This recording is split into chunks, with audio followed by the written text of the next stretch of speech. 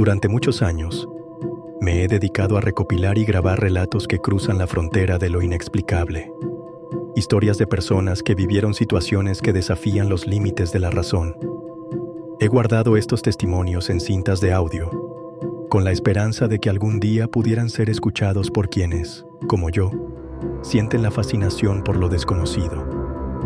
Hoy, finalmente, ha llegado el momento de revelar estos archivos al mundo, con la certeza de que hay más en este universo de lo que nuestra lógica puede explicar.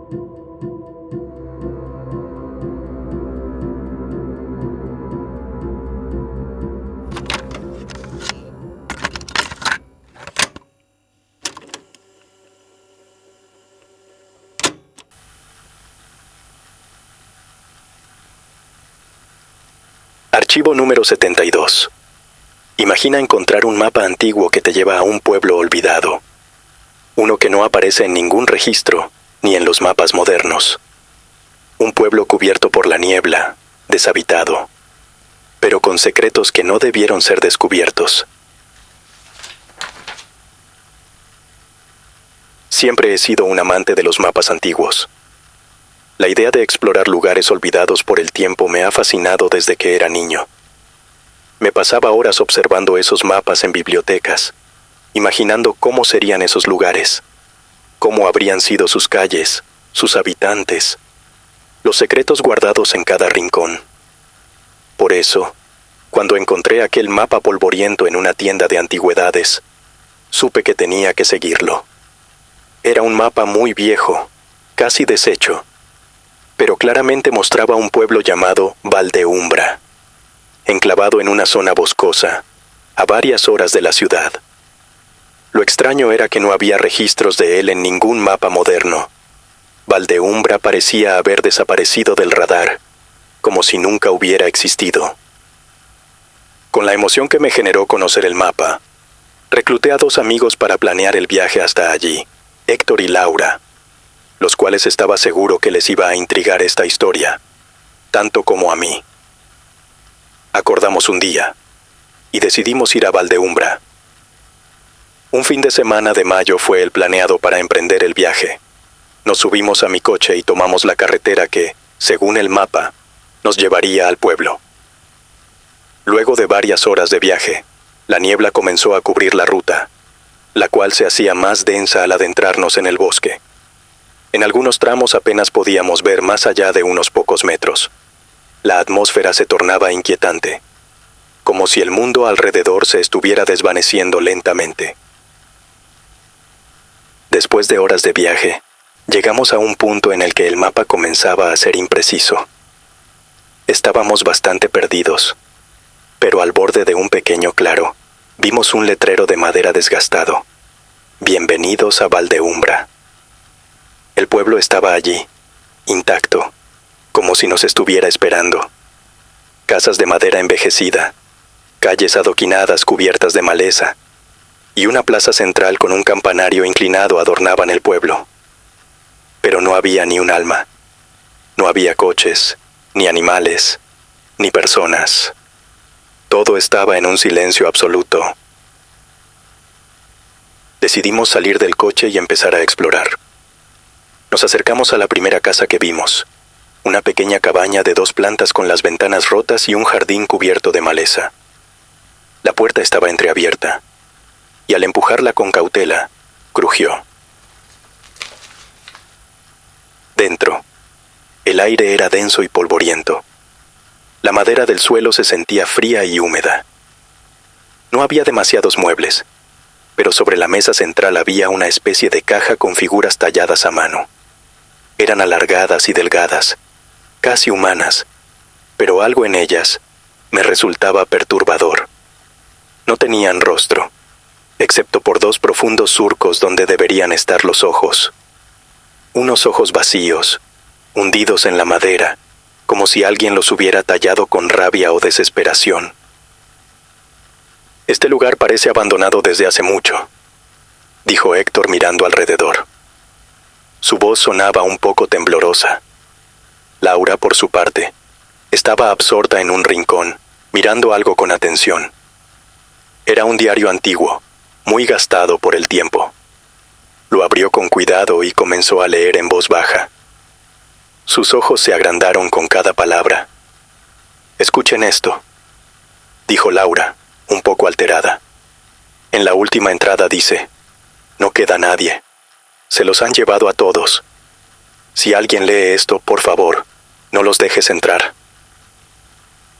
El diario estaba fechado hacía más de 50 años, pero lo extraño no era la antigüedad del objeto, sino el tono desesperado de esas palabras.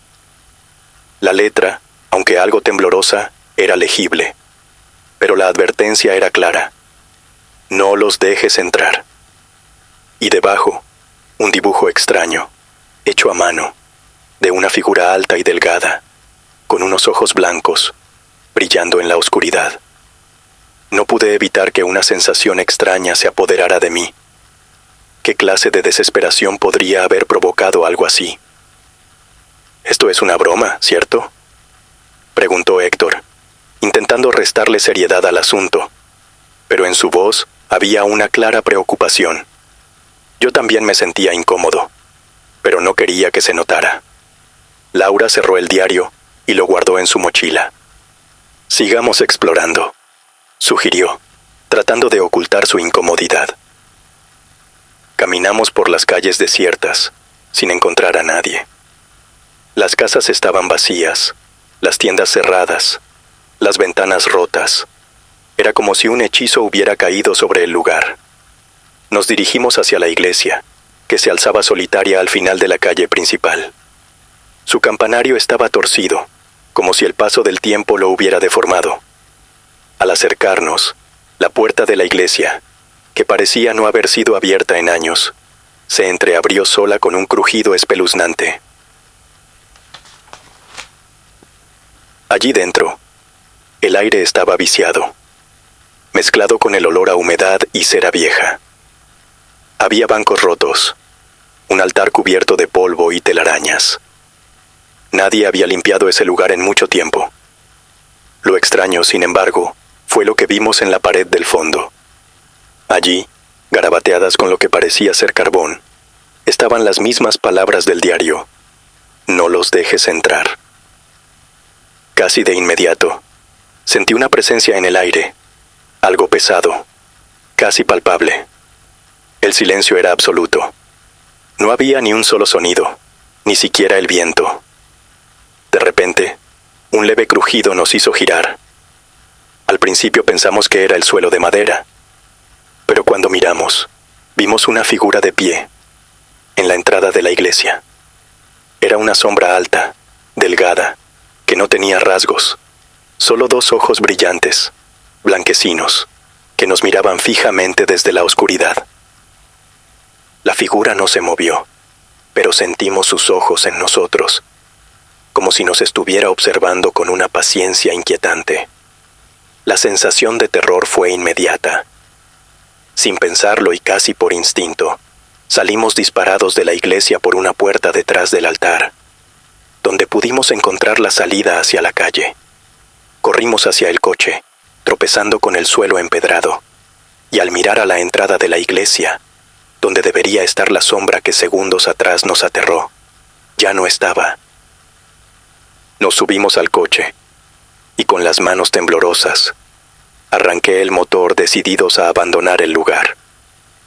La niebla había comenzado a envolver el pueblo, haciéndolo aún más opresivo. Mientras conducía, la carretera parecía alargarse, como si nunca fuéramos a salir del bosque. La niebla se cerraba sobre nosotros, y el ambiente se volvía más denso, más oscuro. Finalmente, después de lo que nos pareció una eternidad, la niebla desapareció de repente, y nos encontramos de vuelta en la autopista. El pueblo, Valdeumbra, había quedado atrás, pero algo en nosotros había cambiado. Cuando llegamos a la ciudad, intenté buscar información sobre el pueblo, pero no había nada. Ningún registro, ningún archivo histórico, nada que indicara que Valdeumbra alguna vez había existido. Traté de regresar a la tienda de antigüedades para ver si sabían algo sobre el aterrador pueblo mostrado en el mapa que obtuve en esa tienda. El dueño, un hombre anciano que siempre recordaba los objetos que vendía, juró que nunca había tenido un mapa de ese tipo. Héctor y Laura no quisieron hablar del tema.